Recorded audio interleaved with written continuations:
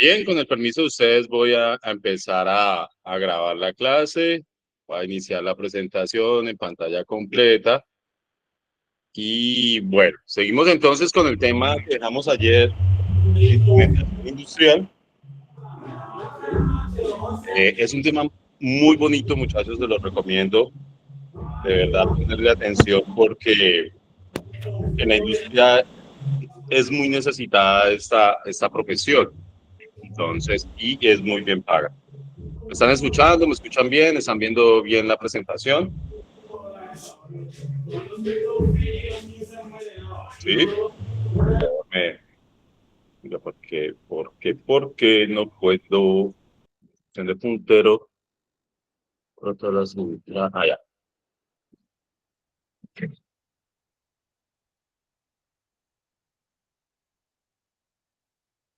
Bien, entonces,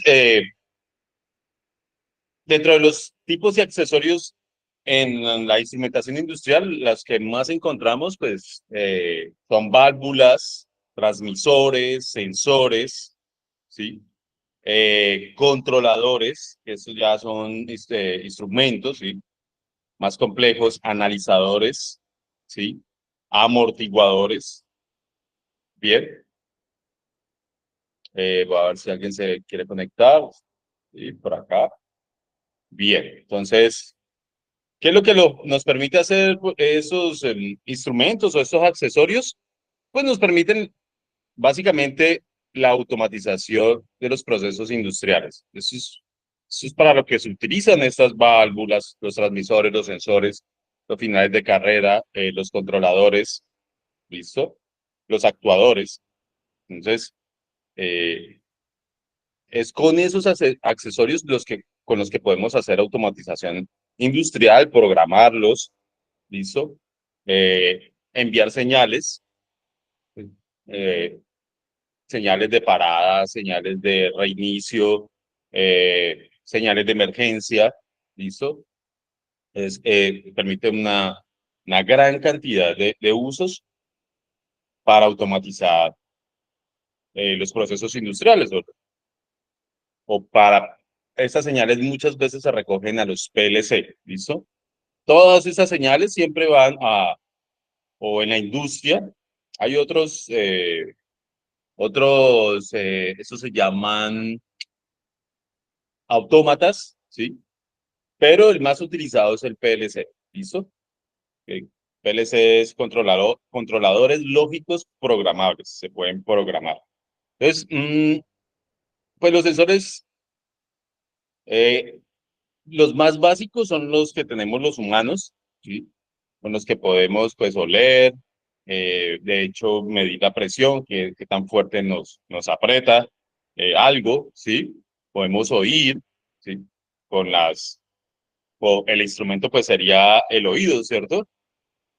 Ya iba a decir la oreja, pero no, es el oído, y el oído, una parte del oído es la oreja, ¿no?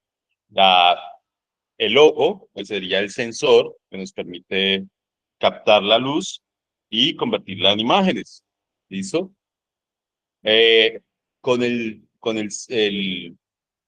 eh, con el tacto, con el sentido del tacto, pues podemos nosotros eh, saber a qué temperatura está el ambiente exterior o algún objeto o algún proceso o el ambiente. ¿Listo? Entonces, podemos saber si algo con la presión, con medir la presión, podemos saber si algo es pesado, si algo es liviano. Y bueno, nadie más. Listo, ya tenemos buena asistencia. Entonces, partimos desde ahí, que los sensores pues son los instrumentos que nos permiten medir una variable, ¿no? La variable sería el olor, la presión, la variable del sonido, la temperatura y la luz. ¿Listo? Y los instrumentos pues serían el ojo, la nariz, eh, el oído y oiga, se me olvidó el de tacto, ¿no? Se me va ahorita la paloma, me disculpa. O si alguien lo recuerda, me lo puede completar. Bien. Entonces, para medir esas variables, nosotros tenemos diversos instrumentos o sensores Ayer hablábamos del sensor de proximidad, que es para detectar que se aproxima una persona, un objeto o algo parecido, ¿sí? Para detectar esa presión. Suele ser y actuar con fenómenos capacitivos. ¿Sí? También se le llaman sensores capacitivos. Tenemos los sensores magnéticos que permiten pues, detectar objetos que reaccionan al magnetismo, ¿sí? Que que se pueden magnetizar. ¿Listo? Tenemos los termistores o sensores de temperatura, sensores de sonido. El micrófono es un sensor de sonido. Bien. Sensores de presión. Aquí entran unos muy actuales, que son los sensores piezoeléctricos, que son a base hechos de cuarzo. ¿Listo? De cuarzo. Bien. Para que vean que algo que suena raro, pero el cuarzo, eh, cuando es ejercida una presión sobre el cuarzo, genera una señal eléctrica. ¿Listo? Entonces no se les haga raro ver elementos. De hecho, con el cuarzo se produce con pisos de cuarzo o ciclorrutas de cuarzo, están haciendo avenidas o pasillos por donde pasan muchas personas y producen energía con solamente el andar de las personas o el andar de algunos vehículos. En este caso, pueden ser ciclorrutas, algunas ciclorrutas en países escandinavos que generan energía con el paso de las personas o de las bicicletas. ¿Listo? Sensores de iluminación, ¿listo? Que reaccionan a la luz. Sensores de inclinación, para que vean. ¿Listo? Podemos, uno de ellos es no sé si han oído hablar de él, el giroscopio. Lo tienen mucho los aviones para saber en qué posición están, ¿sí? Si están boca arriba o boca abajo, o qué tantos grados están girando, porque pues en un avión es difícil a veces distinguir, más en la noche, si usted está, si usted está boca arriba o boca abajo, ¿listo? O pues es más difícil de percibir el, el ambiente o la posición en la que yo estoy, porque a la final la inclinación pues es una posición, ¿no? Muchachos, ¿hasta ahí alguna pregunta? Puedo admitir aquí a Luisa. ¿Listo? Tenemos sensores táctiles, ¿sí? Que le llaman también piel robótica. Bien, muy utilizado en la robótica donde necesitamos detectar presiones muy pequeñas. ¿Listo? Y pues están los microinterruptores, que les hablaba ayer, que también son los finales de carrera, que son interruptores que mandan una señal, esos sí son muy mecánicos, mandan una señal cuando son obturados por algún otro elemento o puede ser por un mismo dedo de una persona o por un pulsador, ¿listo? Muy utilizados en las bandas transportadoras, en las mismas puertas en los ascensores también, en las escaleras eléctricas, ¿sí? Cuando queremos detectar el tope o el final de algo, ¿sí? De algún proceso. Listo. Entonces, ¿cuáles son los criterios para seleccionar los sensores? ¿Cómo me están escuchando, chicos? Muy bien. Bien, bien, sí, señor. Bueno, Bien, profe, muy bien. muy bien, listo. Está Entonces, bien, bien, bien. cuando vayamos a escoger un sensor, pues debemos tener el criterio de selección. Miren que yo siempre repito esta palabra prácticamente en todos los módulos, los criterios. Los criterios van muy unidos a entender las características de los elementos, ¿sí? Sabiendo las características de los elementos, sabiendo un poco del reglamento y de los requisitos, pues podemos armar un criterio, ¿sí? Bueno, yo a seleccionar un sensor por su exactitud, por su precisión, ya sabemos que son dos cosas diferentes, ¿sí? Por su rango de funcionamiento, por su velocidad de respuesta, por la calibración y por la fiabilidad. ¿Listo? De hecho, muchos equipos, mm, algunos utilizados en nuestro quehacer del trabajo, que como son los detectores de tensión, pues deben estar y permanecer calibrados, ¿listo? Para que nos dé pues una medida fiable. Bueno, diría que yo que el detector de tensión no necesitaría tanta calibración como de pronto si un equipo de medida como el termómetro también debe ser calibrado. Y de hecho, cuando uno va a hacer un tipo de medida con un instrumento, debe pasar el certificado de calibración. ¿Listo? De que la calibración para casi todos los instrumentos que yo conozco debe ser anual. ¿Listo? Y pues que sea fiable, ¿no? La fiabilidad. Entonces, ¿qué podemos o qué variables o qué magnitud podemos medir y son las que más se utilizan en la industria? Temperatura, humedad, presión, posición, eso lo hacemos con el de inclinación, movimiento. En una grúa, por ejemplo, es muy necesario tener esta información, ¿sí? Eh, en un buque, ¿sí? Saber qué tanto se está inclinando, de movimiento, de caudal, ¿sí?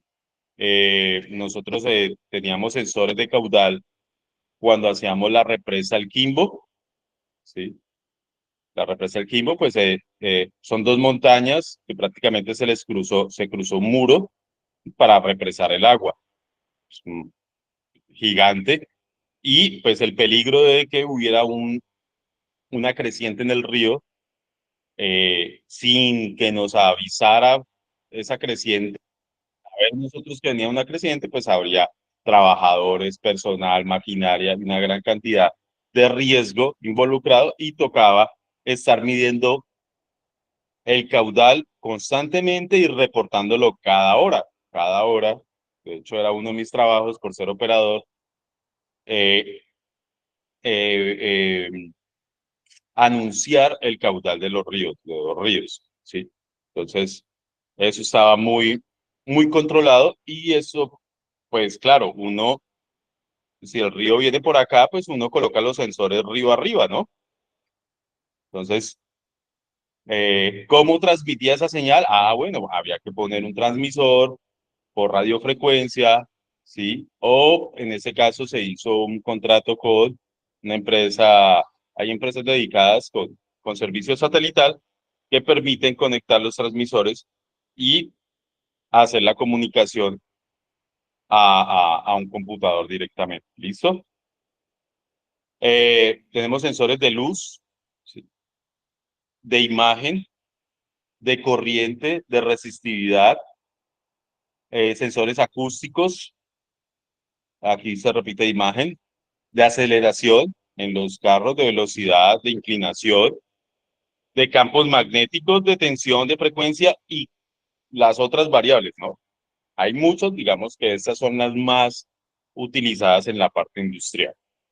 ¿Que se quiere conectar, señor? Listo.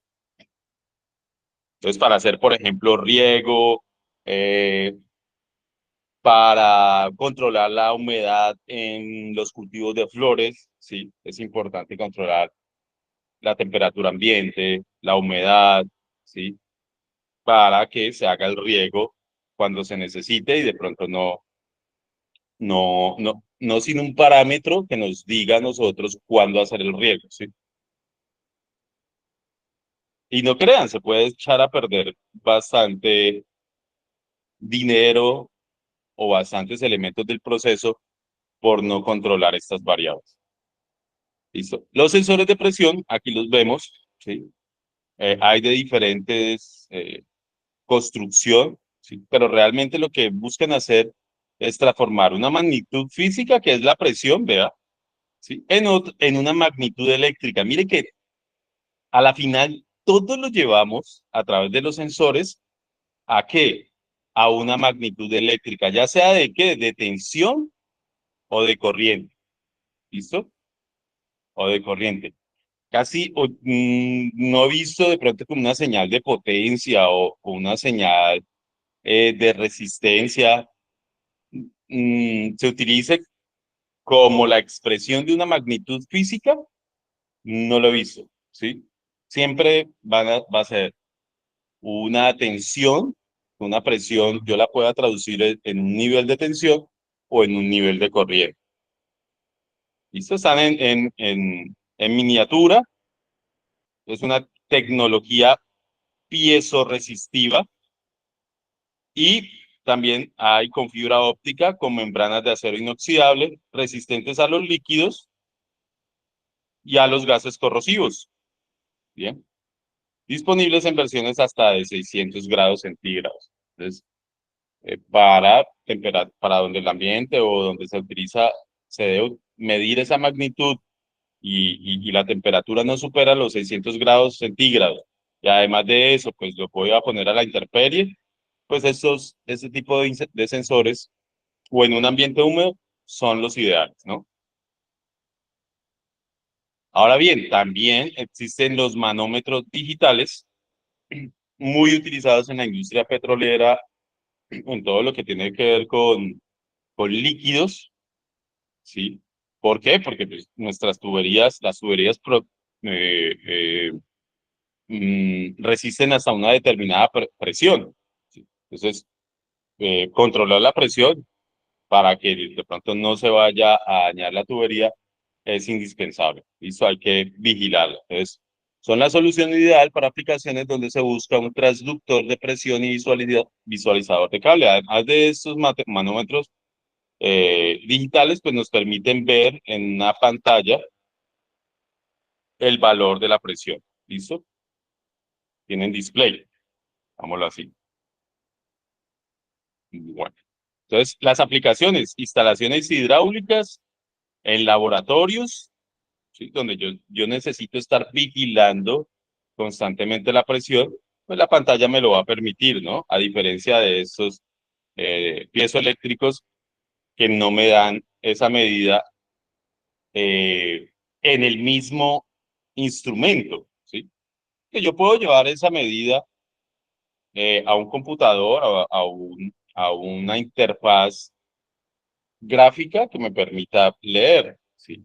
Entonces, pero aquí el mismo instrumento pues tiene el display y es de acuerdo a la aplicación. ¿Para qué quiero yo? ¿En dónde lo voy a poner? ¿Sí? ¿Y qué proceso? Bien. Aquí ya están un poco más gráficos, sensores de presión micromecánicos, de presión atmosférica, presión de aceite y combustible, muy utilizado pues en las máquinas, en los motores, en las plantas eléctricas, en los autos, ¿sí? En los motores de combustión interna. Sensores de alta presión, su nombre lo dice, pues resisten y son para aplicaciones y procesos donde se manejan altas presiones. ¿Listo? Bien, sensores de flujo, tenemos varios, tipo turbina, prácticamente lo de la turbina es que aquí lleva por dentro como unas aspas, ¿sí? Pues que giran cuando va pasando el líquido. ¿Sí? Para que vean, también se puede hacer con ultrasonido y tipo palet. Este, por ejemplo, el del centro, pues no tiene un movimiento mecánico. Los otros sí tienen un movimiento mecánico. Estos de acá, sí, sin movimiento mecánico.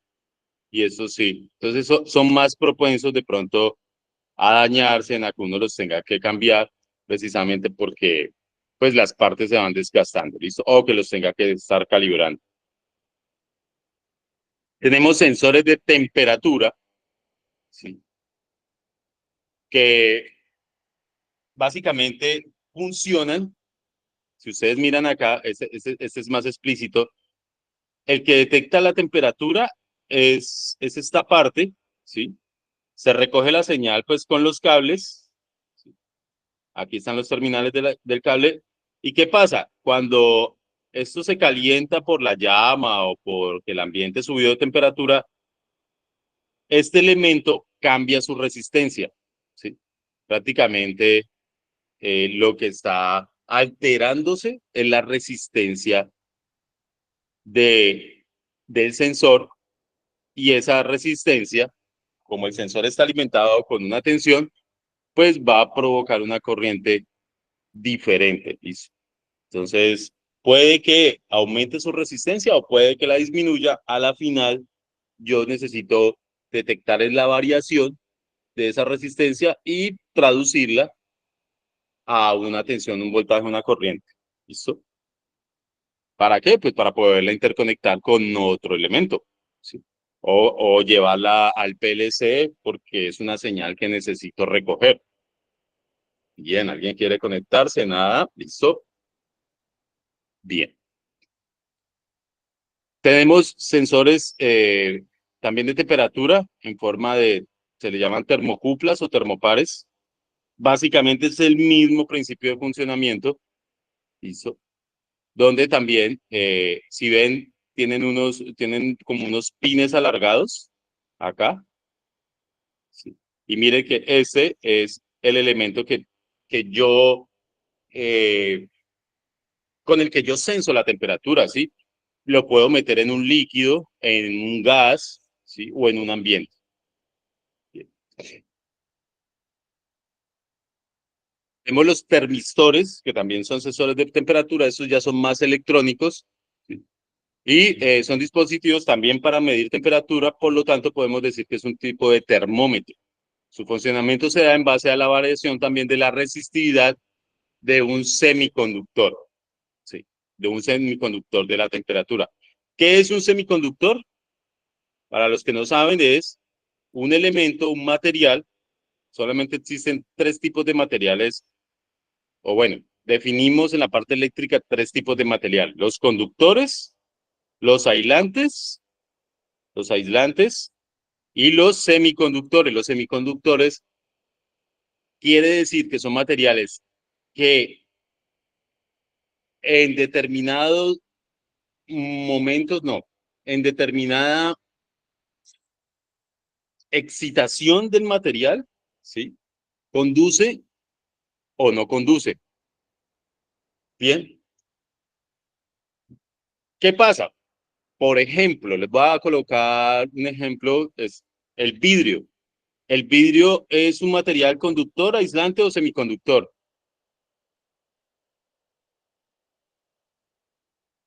¿Ustedes qué dicen? Hola, Semiconductor. ¿es conductor el vidrio? ¿Es Semiconductor. conductor? Aislante. Aislante. Hagámoslo con la porcelana. ¿La porcelana es conductor o aislante? Aislante. Aislante. Aislante, Aislante. Aislante, aislante. ¿listo? Aislante, aislante. De hecho, eh, Aislante. pues en las redes vemos que los aisladores son de porcelana, ¿listo? No hay problema que se equivoquen, tranquilos. Me gusta que participen.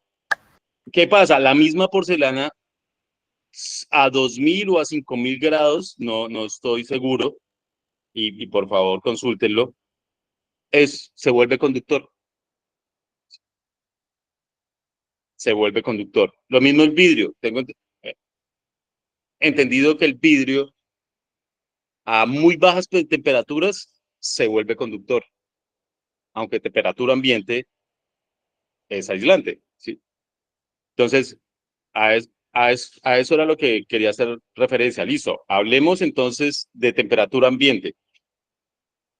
A temperatura ambiente, estos termistores, de acuerdo a cómo le varíe la resistividad, ya sea porque pues, lo está impactando el calor o porque está detectando el calor o porque está en un ambiente caliente o frío, pues varían su resistividad y con ello nos puede dar una medida de la temperatura. ¿Listo? Por aquí, pues alimentamos, miren que tienen dos paticas, y la corriente pasaría por acá. Este es el elemento que varía su resistividad en función de la temperatura. Entonces, pasa mayor o menor corriente y esa corriente mayor o menor, pues yo la puedo interpretar como mayor o menor temperatura. ¿Listo? Y enviar esa señal eléctrica. Hay otros sensores de temperatura de superficie por infrarrojos. No sé si han utilizado alguna vez una pistola de infrarrojos para medir la temperatura de un motor. Un equipo. Ah, No sé si alguna vez lo han hecho. ahora por la pandemia se utilizaron mucho. Sí, ahora entonces en las líneas eléctricas para detectar puntos calientes, pues como no se puede ir a meter la mano allá o acercarse mucho a líneas de alta tensión, de media tensión, ni siquiera de baja tensión, ya es un riesgo.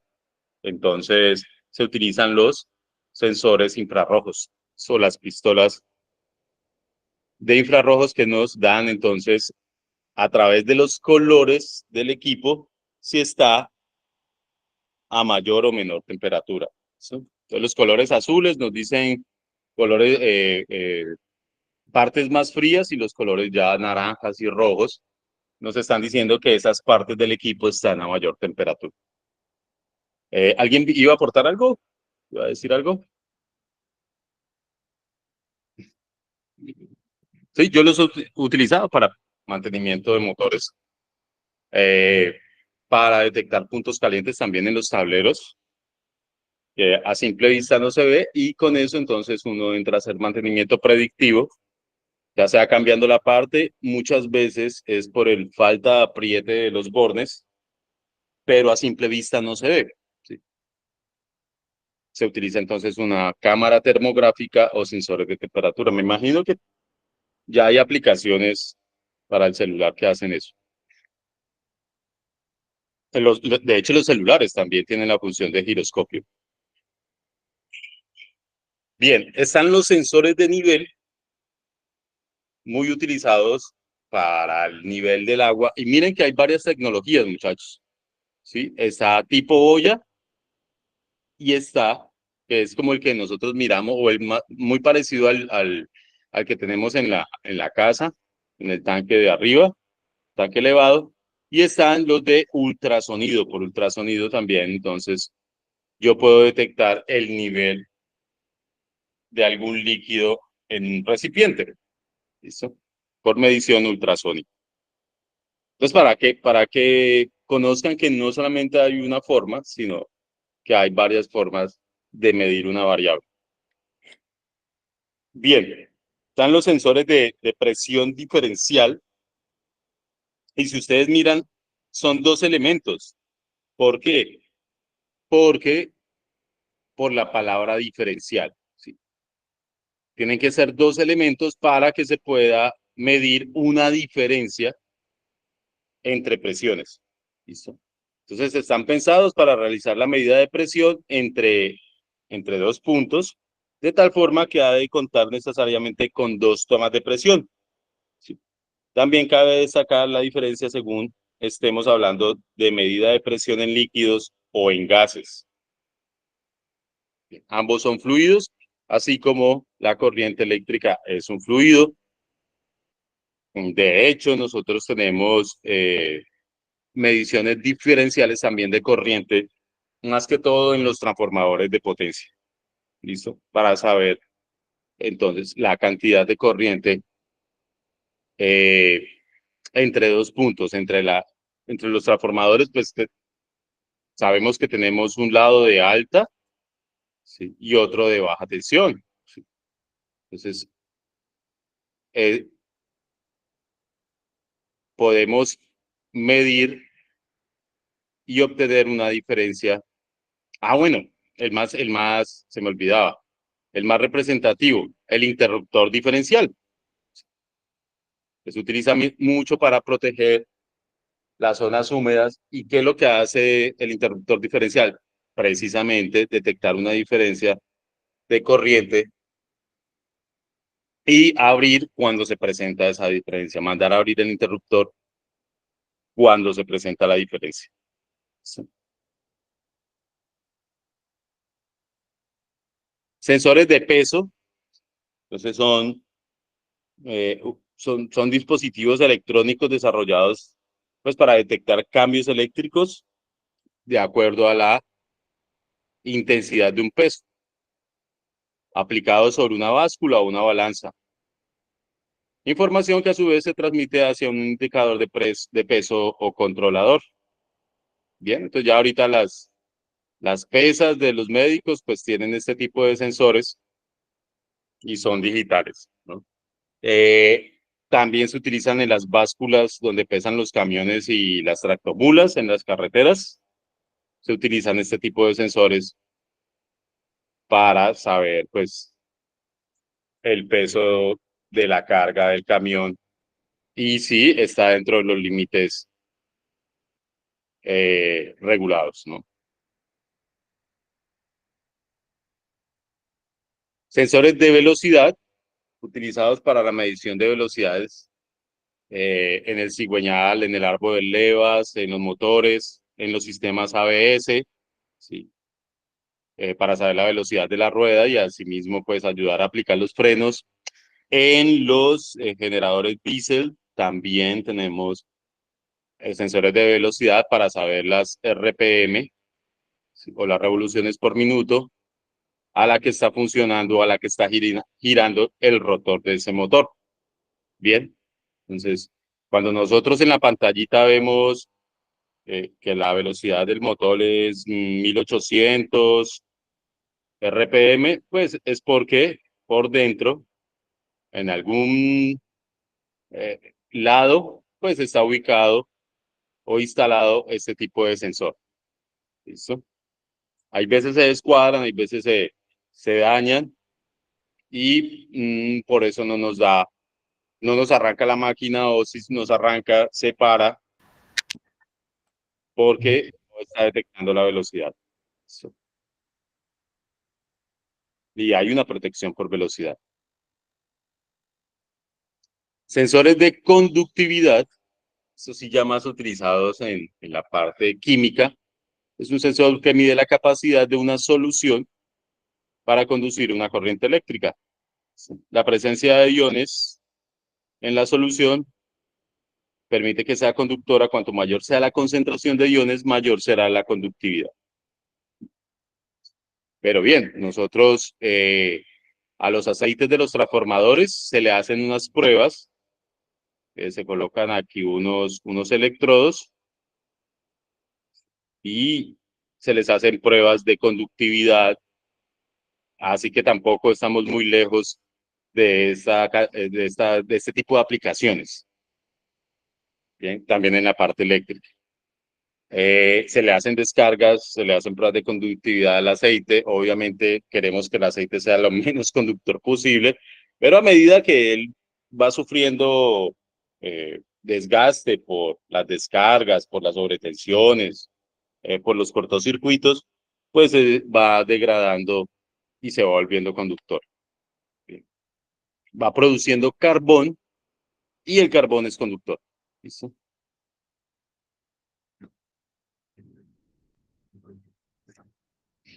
Bien, tenemos sensores de pH,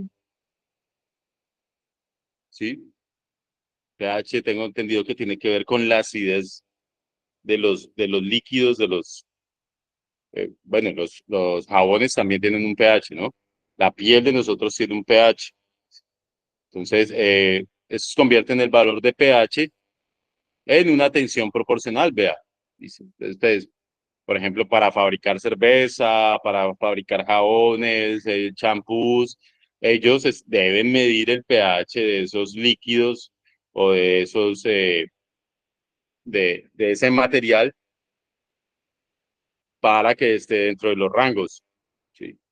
Eh, el pH creo que tiene que ver es con la alcalinidad. Si alguien sabe más, por favor me corrige. ¿Listo? Listo, muchachos, hasta ahí el tema de sensores. ¿Tenemos dudas?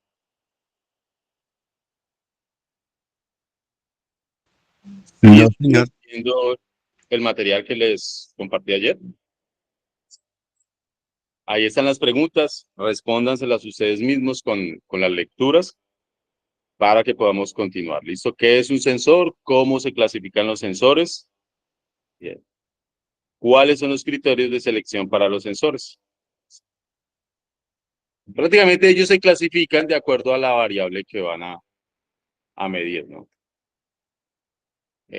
Sensores magnéticos, sensor de, lo vimos, ¿no? De inclinación, de iluminación, de aproximación, bien. Finales de carrera, de hecho ahí tenía otro nombre, y bueno, y otros. Listo, muchachos. Entonces vamos a entrar al tema de variadores de velocidad. Un elemento, un componente eléctrico bastante utilizado en la industria que nos permite a nosotros, y a mí me gusta explicar, primero que todo, el funcionamiento o el para qué, la razón de ser de estos equipos, para que cuando yo les esté comentando a ustedes las características, los criterios, pues ustedes ya tengan una idea, ¿sí? De para qué es, para qué se va a utilizar y como que no quede esa información ahí en el aire. Entonces, los VDFs o variadores de frecuencia o de velocidad, la frecuencia está directamente relacionada con la velocidad. ¿Cuántas vueltas le doy yo al estadio en 10 minutos? Es una frecuencia, así como lo estoy diciendo. Si lo hago a mayor o menor velocidad, pues me va a demorar más o menor tiempo, ¿cierto? Entonces miren que la frecuencia está relacionada directamente con la velocidad. Y es un ejemplo simple. Entonces, este aparatico de acá, el que se ve acá, y la ilustración nos muestra la conexión de un motor, ¿sí? Desde su protección termomagnética, va al contactor, ¿sí? Allí pues estará también el relé, ¿listo? Va al variador de frecuencia y el variador de frecuencia, mire que sale a alimentar el motor. Todos esos equipos y elementos están conectados en serie, ¿listo? Están interrumpiendo el circuito. Si ustedes ven acá, el termomagnético está interrumpiendo el circuito, el contactor está interrumpiendo el circuito y el VDF o variador de frecuencia está interrumpiendo el circuito, que a la final, pues, lo que queremos comandar el motor. ¿Qué pasa, muchachos? Cuando ya tenemos motores de 10, 20, 30 HP, ¿sí? 30 caballos, son motores muy grandes. Arrancarlos con arranques directos o con arranques estrella triángulo no es recomendable por las corrientes de arranque. Les explicaba yo que las corrientes de arranque pueden llegar a ser hasta 10 veces la corriente nominal, ¿sí? Y esa corriente nominal, al subirse tanto, si por ejemplo es de 10 amperios y se sube en un momentico a 100 amperios, ¿sí? O a 60 amperios, pues nos va a requerir y nos va a hacer más difícil el arranque de ese motor. Va a causar, por ejemplo, y yo sé que ustedes lo han experimentado, que la tensión en todo el sistema de la casa, del comercio, de la industria, se pegue un bajonazo. Ustedes han visto que muchas veces, no sé si lo han sentido, que cuando arranca una máquina, se baja la luminosidad. Si están encendidos los bombillos, se bajan un poquito la luminosidad, ¿no? Sí. No sé si han experimentado ese fenómeno. Sí, señor. Eso es por el efecto de la corriente de arranque.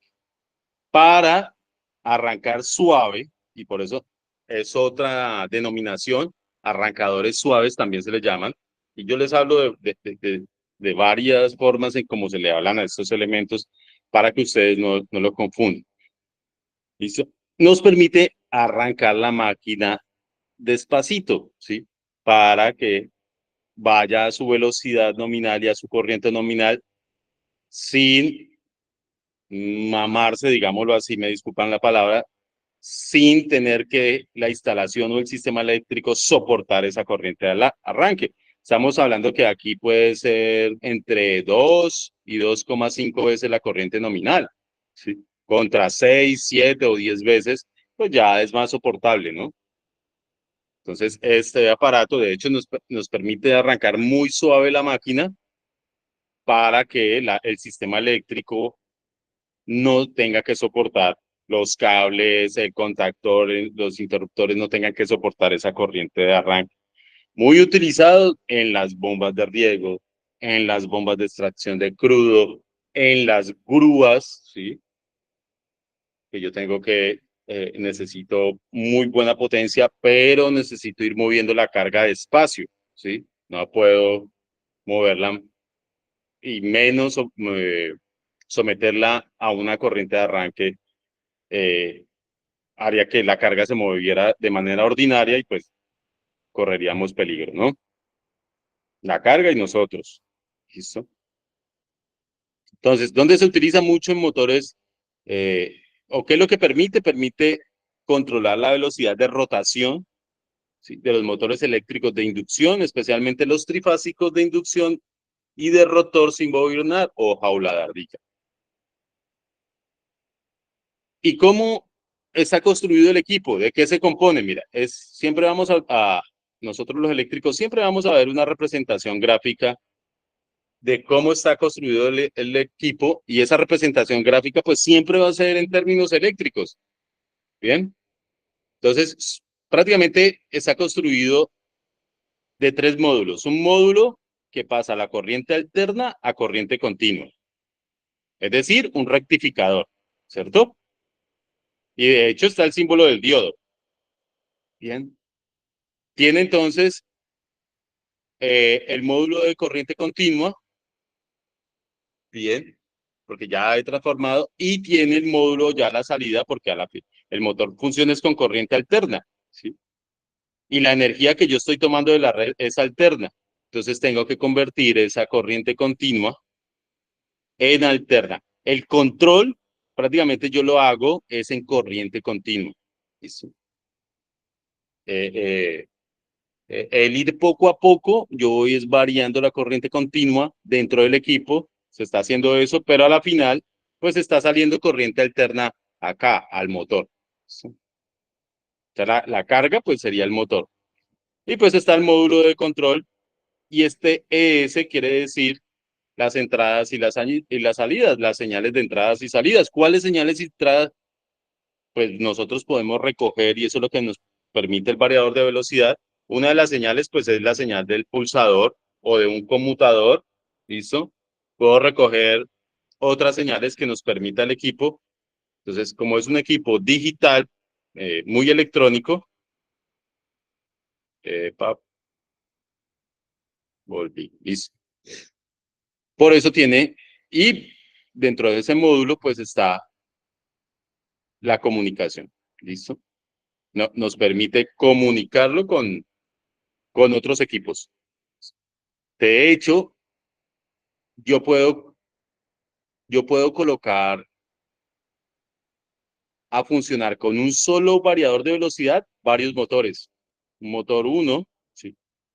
Luego puedo hacer un bypass, ¿sí? Y arrancar un motor 2, si están cerca. Hay tres motores, o sea, yo con un solo variador y con la lógica de bypass, ¿sí? De interconexión, pues podría entonces arrancar varias máquinas.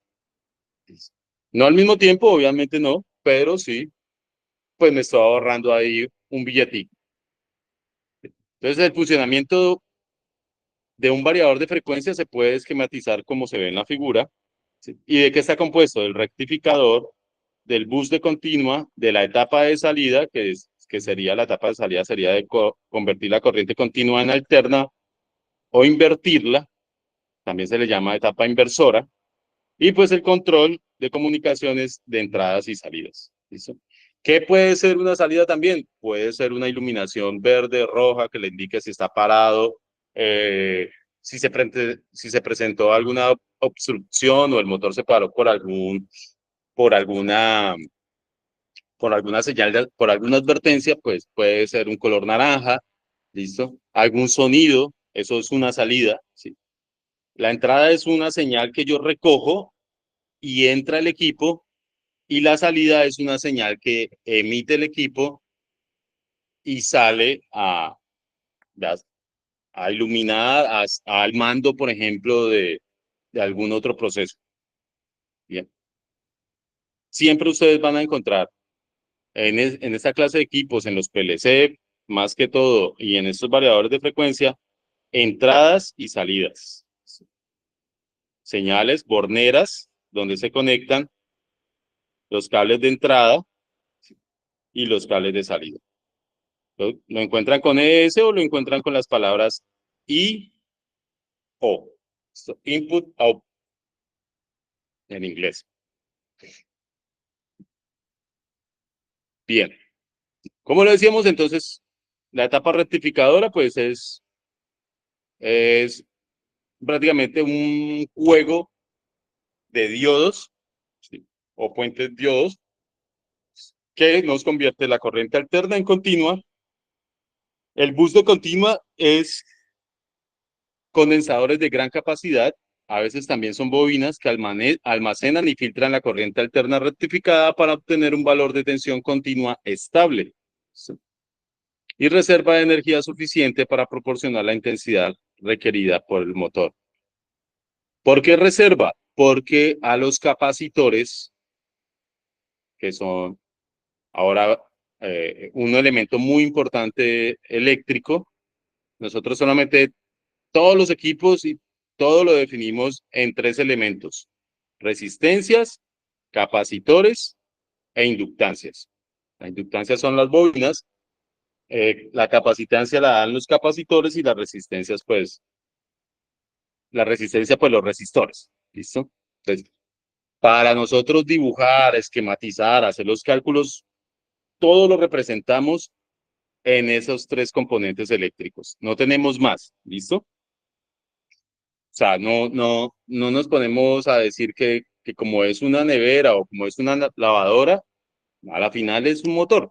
Entonces, los fenómenos eléctricos van a ser inductivos. ¿Listo? Bien. No, que es que eh, es una plancha del pelo, ¿sí? Y la cafetera, ¿sí? O la estufa eléctrica. A la final eso es un fenómeno resistivo. No sé si me hago entender. ¿Listo? ¿Qué pasa con los capacitores? Los capacitores, que este es más o menos el símbolo, las dos rayas son iguales, no los van a confundir con el de la batería. Ellos funcionan como tanques de reserva o de almacenamiento. Aquí en este espacio se acumula tensión. Las bobinas, en la bobina, acumulan es corriente. Por eso los fenómenos son diferentes. Los capacitores casi que actúan como una batería, ¿sí? Cumple como la misma función de una batería, pero en un instante muy pequeño de tiempo, y eso es lo que la diferencia de las baterías. Pero ustedes lo ven en los reguladores están llenos de capacitores, porque permiten que cuando haya bajonazos de tensión, rellenen la tensión que falta o aporten esa tensión que falta, y cuando haya subida, acumulen esa tensión que está de más. ¿Sí? Entonces funcionan como tanques de reserva en un circuito eléctrico. ¿Sí?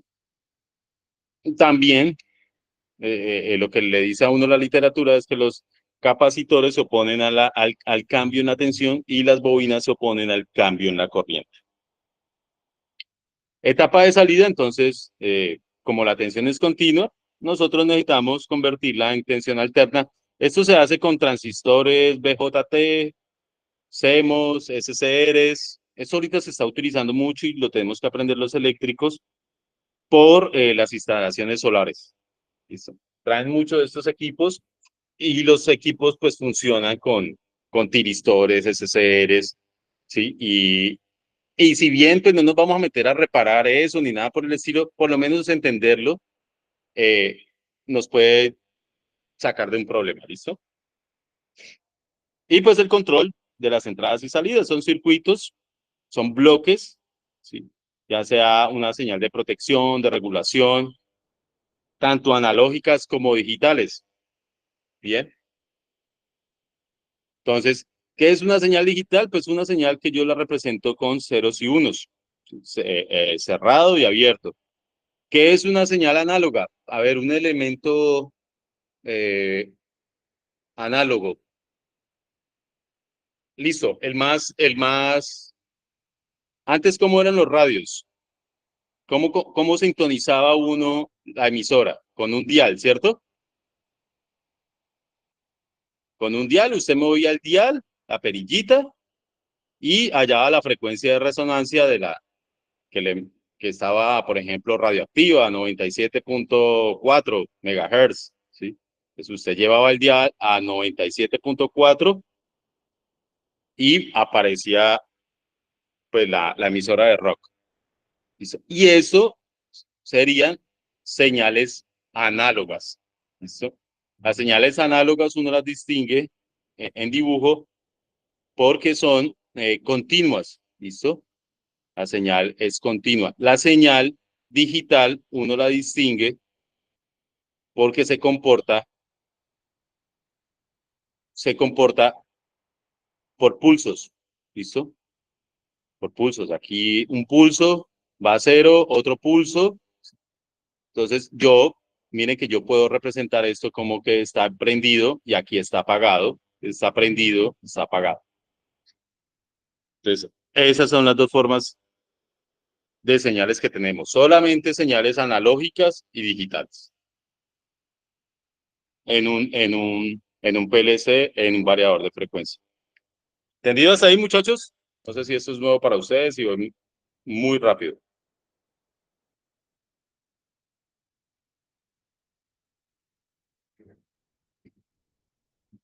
Bien, entonces, ¿cuáles son las ventajas de utilizar este tipo de variadores de frecuencia frente a los otros tipos de arranque por resistencias zetratóricas, estrella triángulo o arranques directos? Pues que evita los picos de corriente en el motor, ¿listo? Eh, los cuales pueden ser hasta 4, 5, 6 veces la corriente nominal del motor si está conectado en estrella triángulo u otros arrancadores progresivos. ¿Listo? No tiene factor de potencia. El factor de potencia prácticamente es 1. ¿Listo? Lo que evita uso de baterías o de condensadores y el consumo de energía reactiva. Pues eso produce un ahorro económico. Y los tiempos de aceleración y desaceleración son programables. O sea, yo puedo controlar qué tanto acelero y desacelero la máquina sin producir movimientos bruscos, lo que les decía ahorita. ¿Listo? Para lo que son grúas, es perfecto, ¿sí? Para lo que son bombas que manejan grandes caudales, pues hacer un movimiento brusco en una bomba de esas, pues va, va a dañar los cojinetes, puede dañar el eje, ¿sí? Por la fuerza que tiene que hacer, ¿listo? O la fuerza que se hace en un movimiento brusco cuando se manejan grandes cargas. Protege completamente al motor, el variador y la línea, o sea, es un elemento que yo también puedo utilizar como protector, ¿listo? O sea, por lo mismo, me recibe señales de protección. Si me recibe señales de protección, pues me está protegiendo la máquina, parando la máquina ante algún evento o disminuyéndole la velocidad. ¿Listo? Puede realimentarse, ¿listo? De esas señales. Y de acuerdo a esas señales, actuar. Ya sea abriendo o ya sea disminuyendo o aumentando la velocidad.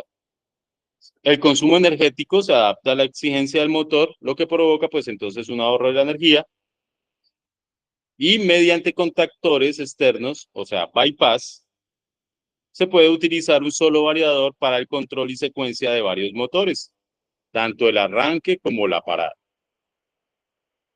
Entonces, mire que de acuerdo pues a la instalación, hacia los motores están cerca y el proceso lo permite, pues yo puedo utilizar un solo variador para arrancar varios motores o equipos en las bandas transportadoras, pues es muy utilizado.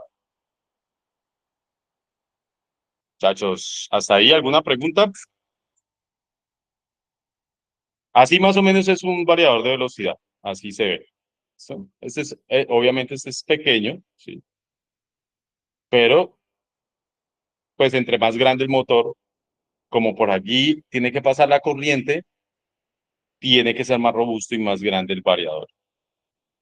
Bien, mírenlo acá ya instalado, como lo veíamos ahí, el interruptor, viene la alimentación del interruptor termomagnético, va al variador de velocidad, ¿sí? Allí, ¿por qué está en serie? Porque él tiene que vigilar los parámetros de corriente de tensión y precisamente actuar sobre el equipo. Bien, y de allí entonces ya salen cables negros a alimentar el equipo.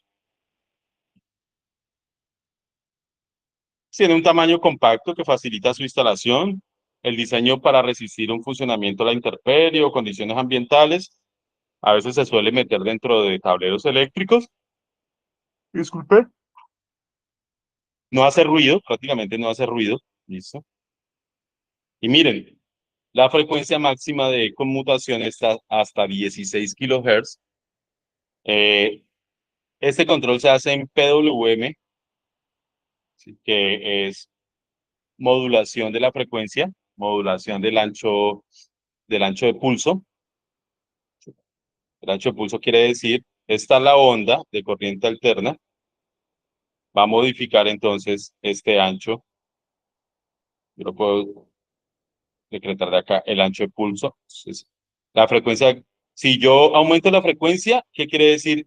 Que ya esta onda en el mismo tiempo va y viene más veces, va y viene entre positivo y negativo más veces. Eso se llama aumentar la frecuencia. Es decir, darle más vueltas a la cancha o al estadio en el mismo tiempo, porque aquí tenemos en el eje X tiempo y aquí tenemos entonces eh, la tensión o la corriente. Y yo lo que le valido a eso es, a esa onda, es la frecuencia. Bien. Entonces, características que debe tener un buen variador de frecuencia. Bien. La regulación del voltaje debe ser automática. Esto evita que, a pesar de la fluctuación en la alimentación, el voltaje de salida en el variador se mantenga constante. Es decir, no permite que el motor o la máquina que está controlando eh, la variación de la red tenga efecto sobre ella. ¿Sí? Siempre le va a estar, digámoslo así, que tiene como las funciones de regulador también. ¿Sí? Facilidad de operación por el usuario, idealmente por medio de un teclado incorporado. Reinicio después de una interrupción de alimentación. Durante su funcionamiento, el inversor puede sufrir interrupciones de energía y no se desconfigura. Bien, es conveniente que se pueda configurar el seguimiento de la velocidad del motor para el reinicio automático del estado de funcionamiento antes de la interrupción. Así como lo configuré, así se vaya la energía, cuando vuelva la energía, yo no tengo que volver a configurar, sino que ya está guardada en la memoria la configuración. Prácticamente es como un pequeño computador, tiene como un pequeño computador allí por dentro. Bien. Diferentes niveles de velocidad debe tener, ¿sí? Ajustes independientes de tiempo de aceleración y desaceleración. Display, una pantalla donde yo pueda ver los parámetros de frecuencia, velocidad, voltaje, corriente. Entradas digitales programables para controlar el variador a través de un PLC o a través de botoneras, de botones. Y entrada analógica para el control de la velocidad del motor. Esto puede consistir en un simple potenciómetro o una señal de 0 a 10 voltios continuos en DC o de 4 a 20 miliamperios como señal analógica. Un potenciómetro. Bien, no sé si han visto un potenciómetro, es algo así. Y aquí está la perillita, pues permite mover la perilla para controlar la tensión o la corriente por medio de bajar o subir la resistencia. Miren que todo va a la ley de Ohm, ¿listo? Todo se reduce prácticamente a ley de Ohm. Un potenciómetro es una resistencia variable, ¿sí? Que yo puedo, a través del movimiento, del giro de una perilla, variar la resistencia y, por ende, variar el voltaje o la corriente.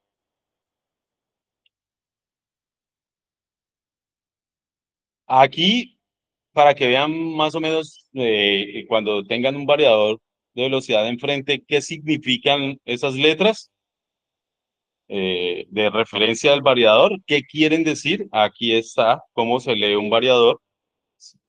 El BFD, pues quiere decir que es un variador de frecuencia. El 007, véanlo acá, quiere decir que 007 que permite manejar hasta motores de 1 caballo, o ese variador es para motores de 1 caballo de fuerza, ¿listo? Hasta de 1 caballo de fuerza, o 0,75 kilovatios.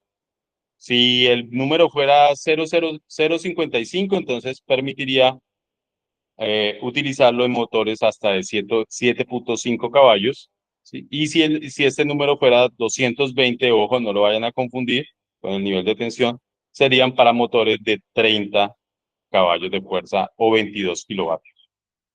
Bien. La E es la serie. Listo, no hay mucha información sobre eso. El número 23 indica el voltaje de entrada, ¿sí? El de red, al que yo voy a conectar el variador. Entonces, si tiene 23, quiere decir que ese variador, el voltaje de entrada es 230 trifásico. ¿Listo? Si tuviera aquí el número 11, sería 115 monofásico. ¿Listo? Si tuviera el número 43 en vez de 23, sería para un voltaje de 400 de red, ojo, de red, de 460 voltios trifásico. Listo. Y A, pues entonces es la versión, el tipo, y tiene que ver entonces con la A es con un dispositivo estándar. Si tuviera aquí la letra P, sería para un dispositivo, aquí dice frame only, bueno, como para utilizar en frío, en ambientes muy fríos.